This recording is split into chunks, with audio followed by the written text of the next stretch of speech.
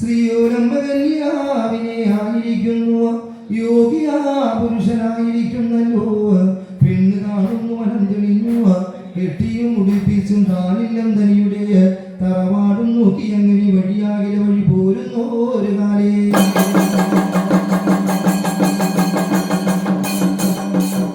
അങ്ങനെ ഏറിയോരു നല്ല കാലവർഷങ്ങളോടെ കടന്നു ചെന്നിട്ടും ശ്രീയോലംബ കന്യാവായിരിക്കുന്നല്ലോ.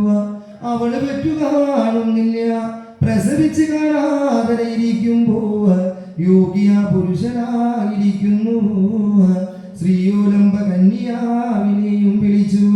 ശ്രീയോലംബ കന്യാവിനോട് പടയാകിലെ പട പറഞ്ഞു, അല്ലയോ എന്റെ ശ്രീയോലംബ കന്യാവേ, നമ്മളുടെ വേളി കഴിഞ്ഞിട്ട് ഏറിയോരു നല്ല കാലങ്ങളൊക്കെ കടന്നു ചെന്നില്ലടി പെണ്ണേ.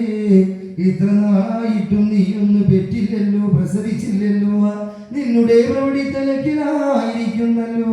പുത്രവതി എന്ന ഭാഗ്യം കാണാനില്ലടി പെണ്ണേ. നമ്മളുടെ തറവാട്ടിലെ അർത്ഥം നിധി പൊന്നും പൊൻപണങ്ങളൊക്കെ മണ്ണിനും മണത്തിനുമൊക്കെ വിധിയായി പോവില്ലടി പെണ്ണേ. നമ്മൾക്കായിരിക്കുന്നു നമ്മളുടെ തറവാട്ടിലെ ആടിയോടി നടക്കുവാൻ കുഞ്ഞിക്കുട്ടി പൈതങ്ങൾ വേണ്ടടി പെണ്ണേ. നമ്മളുടെ തറവാട്ടിങ്കലായിരിക്കുന്നു കുഞ്ഞിക്കിണ്ണത്തിലായിരിക്കുന്നു വച്ചിട്ട് തിന്നുന്നത് കാണുവാനും നമ്മൾക്ക് ആശയില്ലടി പെണ്ണേ. ആയതുകൊണ്ട് നീയൊന്ന് പെറ്റുകൊള്ളേണം, പ്രസവിച്ചു കൊള്ള വേണം. ആയത് കാണാനെന്ന് വന്നാലും പെണ്ണാണെന്ന് വന്നാലും ഞാനെടുത്ത് അണി വളർത്തിക്കൊള്ളാം കന്യാവേന്ന് യോഗിയ പുരുഷനായിരിക്കുന്നു. പടയാകിൽ നിന്ന് പട പറയുന്നു ഒരു കാലേ.